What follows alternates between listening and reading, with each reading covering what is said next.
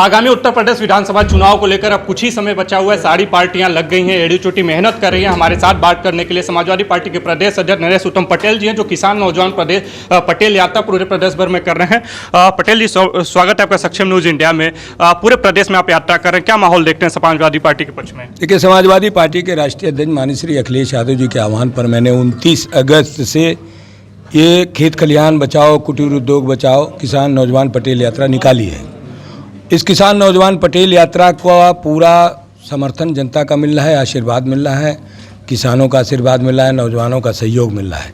Bharatiya Janata party की वादा खिलाफी से किसान बेहद नाराज़ हैं, नौजवान बहुत परेशान हैं। इसी वजह से समाजवादी पार्टी के पक्ष में माहौल इस 2022 के चुनाव का है और लोग सोच रहे हैं कि बीजेपी ने हम सबको ठग लिया, हम सबसे वादा खिलाफी की, हमारे जीवन को बर्बाद कर दिया, आर्थिक विसंगतियां बढ़ा दिया, सामाजिक समरसता को घटा दिया, भाईचारे में कमी कर दी। भारतीय जनता पार्टी ने इस प्रदेश के अंदर जिस तरीके के कानून व्यवस्था है, उस कानून व्यवस्था से किसी का जीवन सुरक्षित नहीं है। कब कौन मारा जाएगा, कब किस तरीके से परेशान किया जाएगा, ये पूरे 4.5 साल का योगी राज जंगल राज हो गया है।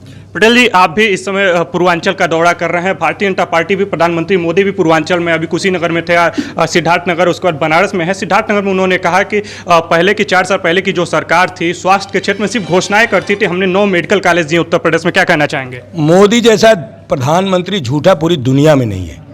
इन्हीं मोदी जी ने 2014 के चुनाव में कहा था कि हम किसानों की फसलों का लाभकारी मूल्य देंगे। इन्हीं किसानों से कहा था कि लागत का ड्योढ़ा देंगे। इन्हीं किसानों से कहा था स्वामीनाथन आयोग की रिपोर्ट लागू करेंगे। इन्हीं मोदी जी ने कहा था कि हम 90 दिन के अंदर महंगाई कम कर देंगे।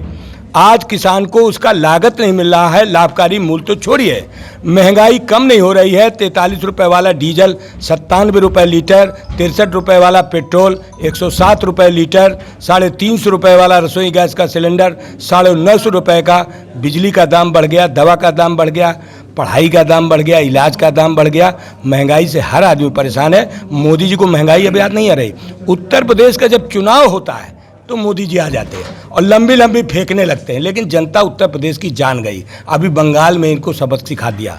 बंगाल की जनता ने जिस तरीके से कोरोना काल उत्तर प्रदेश में था, जब लोग यहाँ मर रहे थे इलाज के अभाव में, ऑक्सीजन के अभाव में, योगी जी भी मोदी जी के उसी झूठ में साथ दे रहे थे और वहाँ से ये धूल चाट कर आ गए। अब उत्तर प्रदेश में आए हैं गुड़ा गणित करने।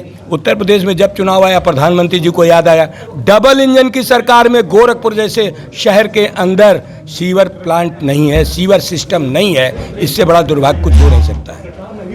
आप किसान नौजवान पटेल यात्रा आपने नाम दिया है। इस यात्रा जो नाम आपने दिया है पटेल यात्रा, इसके अलावा कोई और भी यात्रा, इसके पीछे की क्या रणनीति है किसान नौजवान पटेल यात्रा के पीछे? देखिए, देश किसानों का है। इस देश के किसानों ने भारत की आज़ादी में बहुत बड़ा योगदान किया और इस देश के अखंड भारत के निर्माता, भारत के पूर्व गृह मंत्री सरदार वल्लभ भाई पटेल ने इस देश में आज़ादी के पहले किसानों को इकट्ठा किया, लामबंद किया, संगठित किया। खेड़ा का आंदोलन, बारदोली का आंदोलन, चंपारण का आंदोलन, मुंशीगंज का आंदोलन, नोनारा का आंदोलन, बड़े बड़े आंदोलन करके इस देश से अंग्रेजों को भगाने में बहुत बड़ा योगदान सरदार वल्लभ भाई पटेल जी ने किया। सरदार वल्लभ भाई पटेल जी से प्रेरणा लेकर, भारत के किसानों के मसीहा पूर्व प्रधानमंत्री चौधरी चरण सिंह से प्रेरणा लेकर, हम डॉक्टर राम मनोहर लोहिया समाजवाद के प्रवर्तक से हम आशीर्वाद लेकर इस किसान नौजवान पटेल यात्रा को लेकर निकले हैं और किसान नौजवान पटेल यात्रा को पूरी तरीके से जनता का आशीर्वाद मिल रहा है। पिछले विधानसभा चुनाव की अगर हम बात कर चुके हैं, अब गोरखपुर में एक भी सीटें समाजवादी पार्टी नहीं जीत पाई। इस बार रणनीति कैसी बदली होगी आप लोगों की? गोरखपुर में मुख्यमंत्री के रिक्त हुई लोकसभा चुनाव को भी समाजवादी पार्टी ने जीता था। समाजवादी पार्टी की साइकिल जीती थी। गोरखपुर जो मुख्यमंत्री का गृह क्षेत्र है, जो अभेद्य किला था, उस अभेद्य किला को हमारे समाजवादी पार्टी के कार्यकर्ताओं ने और समर्थकों ने, हमारे नेता श्री अखिलेश यादव जी के कृतित्व व्यक्तित्व पर चुनाव हुआ था और गोरखपुर में समाजवादी पार्टी को सफलता मिली थी। बहुत बहुत धन्यवाद पटेल जी। तो ये थे हमारे साथ नरेश उत्तम पटेल, जिनका साफ तौर पे कहना है कि आने वाले जो विधानसभा चुनाव होंगे उसको किसानों को लेकर के, महंगाई को लेकर, बेरोजगारी को लेकर के जो भी मामले थे उसको मुद्दा बनाकर चुनाव में उतरा जाएगा। आप देख रहे हैं सक्षम न्यूज इंडिया, सबसे पहले सबसे तेज।